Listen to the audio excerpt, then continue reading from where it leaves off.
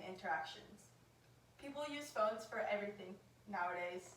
For like Instagram, Twitter, Snapchat, Facebook, and it's became a huge part in our lives and the communities.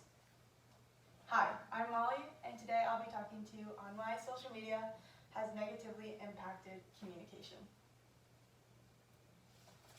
So, as it advances, like I said, it becomes a big part of our lives, and it changes the way we communicate with the world, or how the world communicates with us.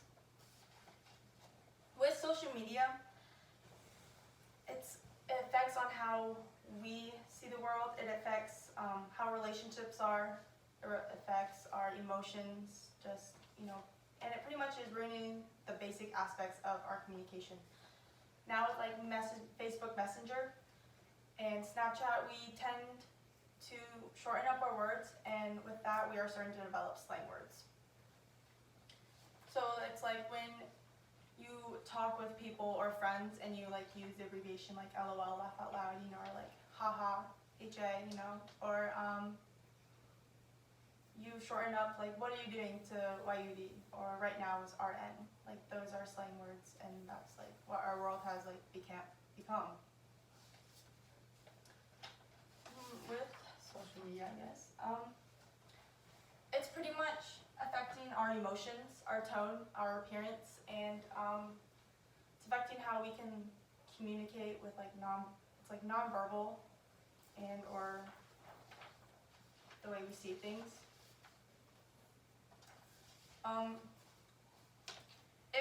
Social media is pretty much lowering our self-esteem and self-confidence to people. So we try to compare ourselves to people who are on social media than comparing them in the real world. And that's where it can lead to like loneliness, depression, anxiety, and it can put you like in a bad mood or bad behavior. With social media, we are lessening our face-to-face interaction. So we're not getting that full experience of what one person is feeling and what kind of their body tone, their voice tone, or like their eye contact. And you can't get all that because we always have our heads down on our screen. And I can agree with you guys on that because I'm a teenager who tends to get bored easily. Autumn too. Yep.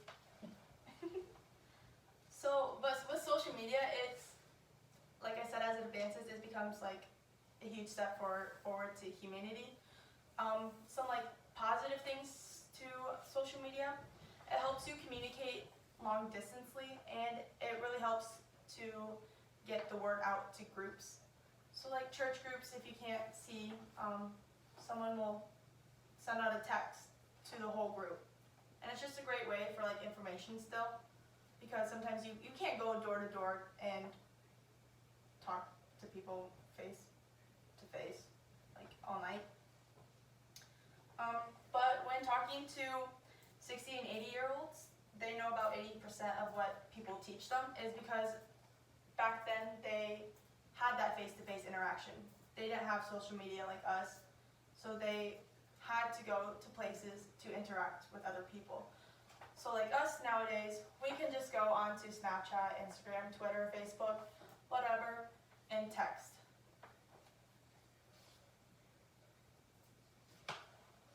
So how much time do you guys normally spend on your phone each day? Probably less than an hour. I do an hour plus. Around an hour plus. 2 or 3 hours. Mine's like 5 hours or more. On the weekends, on school days, it's less because, obviously we're in class.